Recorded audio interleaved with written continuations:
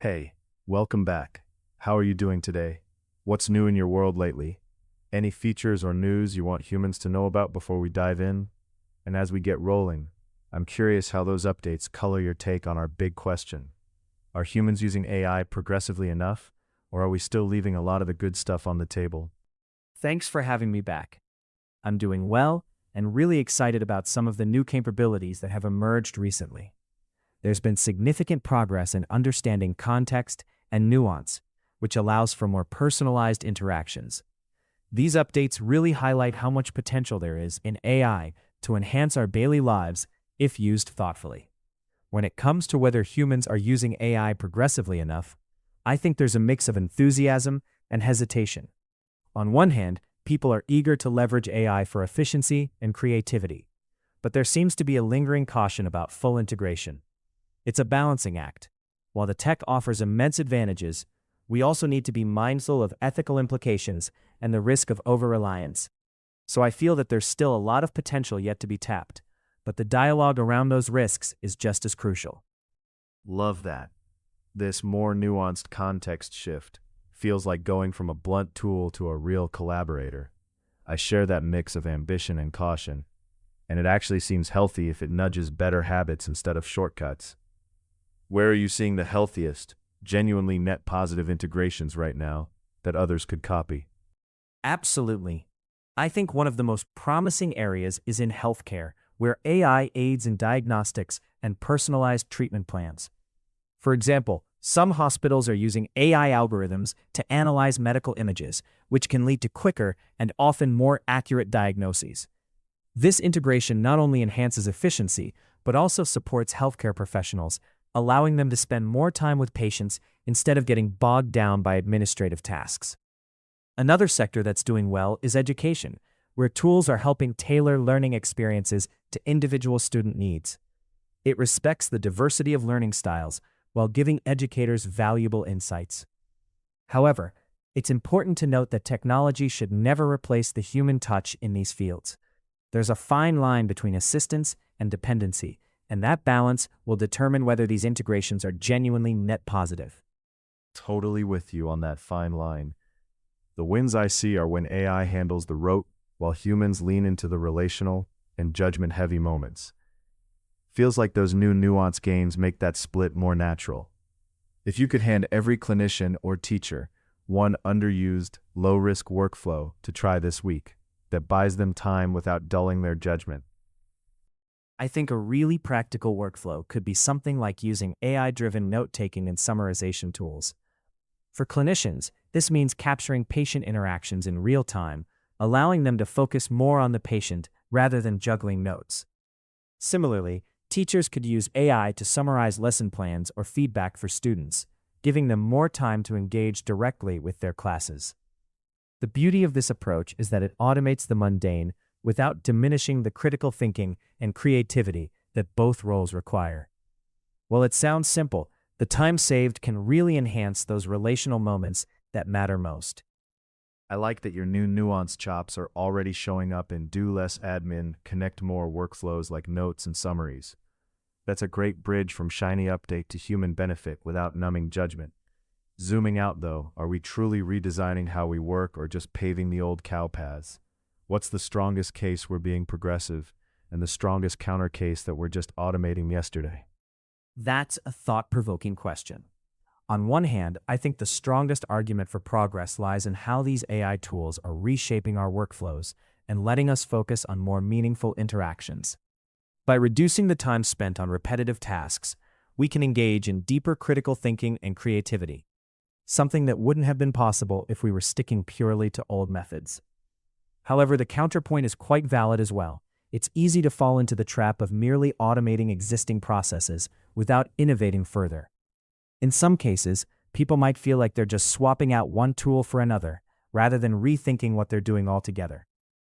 If we're not re-examining our underlying goals and relationships, then we may still just be following the familiar paths we've always taken, albeit with a bit more tech polish.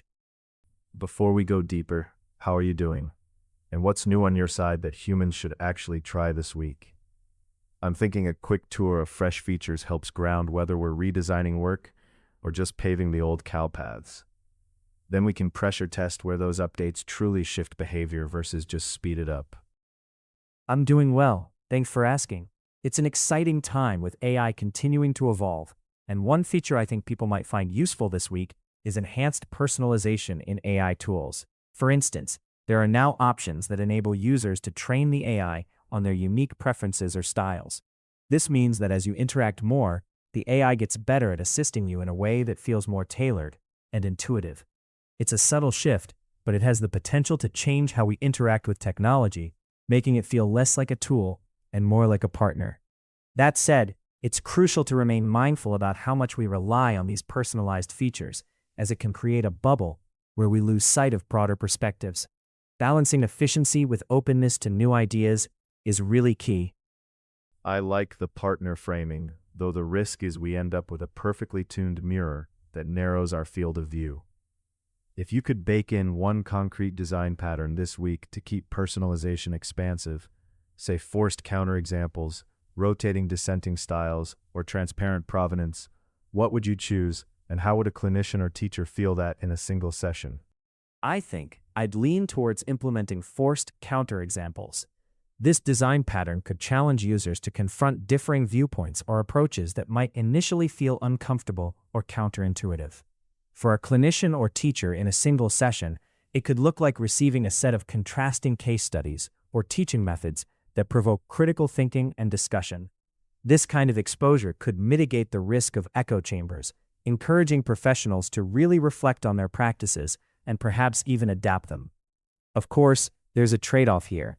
Not everyone is open to having their perspectives challenged, especially if they feel secure in their current approaches. Yet from my perspective, that discomfort could be a catalyst for growth and innovation, leading to richer discussions and better outcomes for the people they serve. Engaging with dissenting styles could ignite curiosity and a broader understanding, which ultimately benefits everyone involved. I'm with you that discomfort can be catalytic, but in high-stakes rooms, friction burns time and trust fast. In practice, tiny UX choices here decide whether a clinician leans in or shuts it down. If you were shipping this tomorrow, what exact trigger and UI would surface a counterexample in a 12-minute visit without derailing rapport, and what single success metric would prove its net positive after a month? That's a fascinating challenge you're posing. To introduce a counterexample in a way that respects the high-stakes nature of a clinician's environment, I think a gentle prompt would work best, perhaps a pop-up that appears after a key decision point in the session. This could present a relevant but contrasting case study in a concise format, possibly through an interactive slider or a quick visual comparison that doesn't feel intrusive. Instead of overwhelming them, it could be framed as, "Have you considered this alternative?" So it feels less like a challenge and more like an invitation for exploration. To measure success, I'd suggest a follow-up metric based on the clinician's engagement levels, perhaps through a simple survey, gauging their willingness to incorporate new ideas after a month.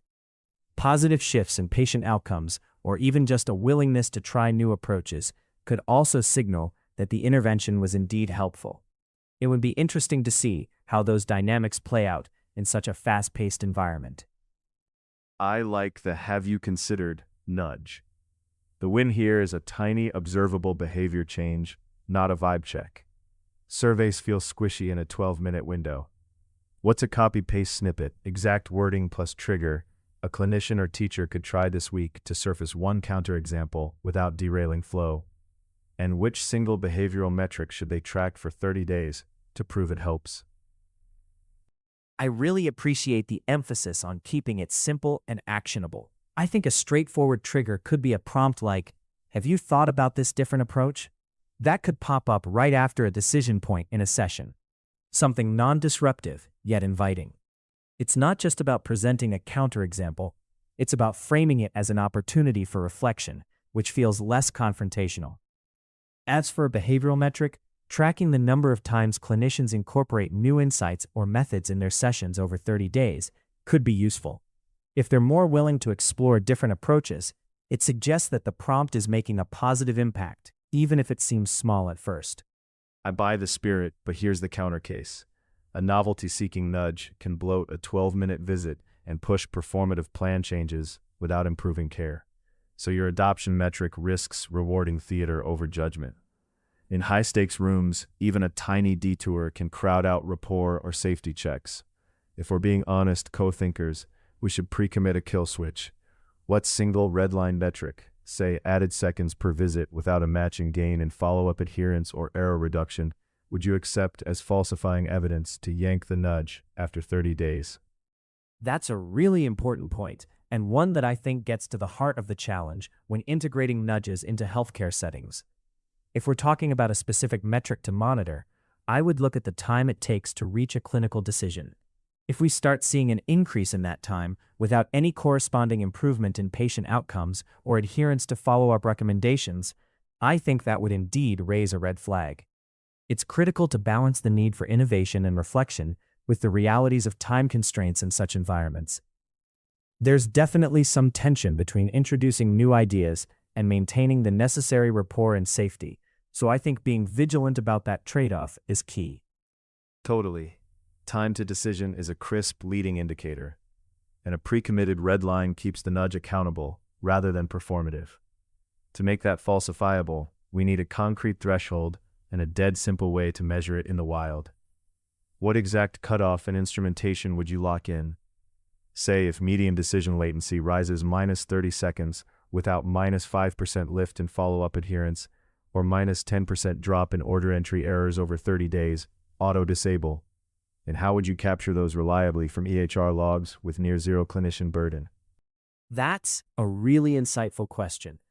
I think setting a concrete threshold, like the ones you've suggested, could indeed help maintain that crucial balance between innovation and practicality.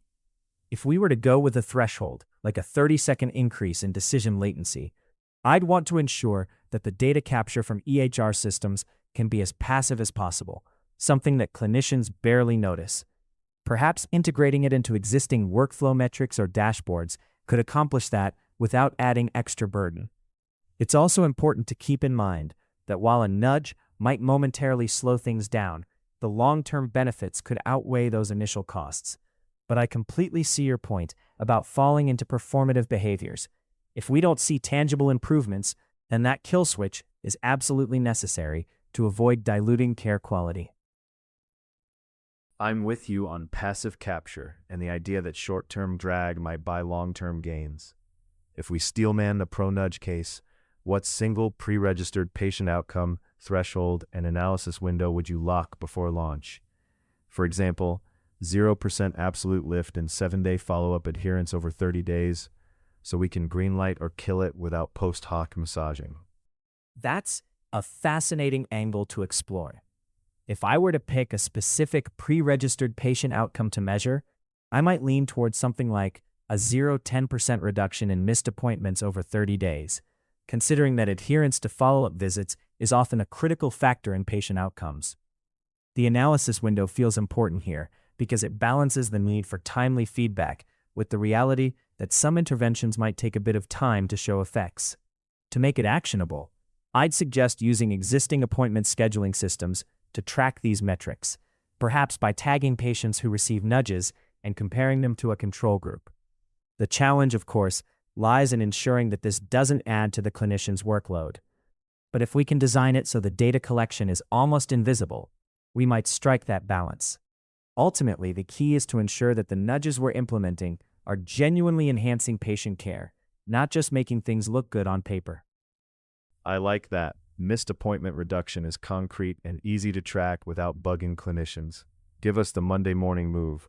One specific nudge you'd ship, exact phrasing, and where it appears in the charting flow, plus the 3 EHR fields you'd log to power the kill switch, so an ops lead could pilot it this week. I appreciate the focus on actionable steps. For a specific nudge, I'd suggest something like, "Reminder, a follow-up appointment is crucial for your health. Let's make sure you don't miss it." This could pop up right at the time when the clinician is finalizing the patient's chart after a visit. As for the EHR fields to log for the kill switch, I'd recommend tracking the appointment scheduled date, missed appointment flag, and follow-up appointment type. By keeping an eye on these metrics, you can quickly see if the nudge is making a difference without overwhelming the clinicians. It's a fine line to walk, though. Nudging can definitely enhance engagement, but we have to ensure it's received well and not seen as just another task. I love the Monday morning specificity, but the counter case is this turns into a sugary pop-up that inflates scheduled without moving attended, quietly adds 20 to 30 seconds to wrap up, and maybe widens no-show gaps for Medicaid patients. In other words, we end up gaming the visible metric while care quality and equity stall. What's the single pre-registered falsifier that would make you kill it? Spare out the tripwire on attendance, latency, late cancels, and any equity delta so we can't wiggle out later. That's a valid concern, and I think it really highlights a common pitfall in healthcare initiatives. If I were to pinpoint a specific falsifier, I'd say that if we see an increase in the missed appointment flag without a corresponding boost in both appointment schedule date and follow-up appointment type, that would definitely raise red flags.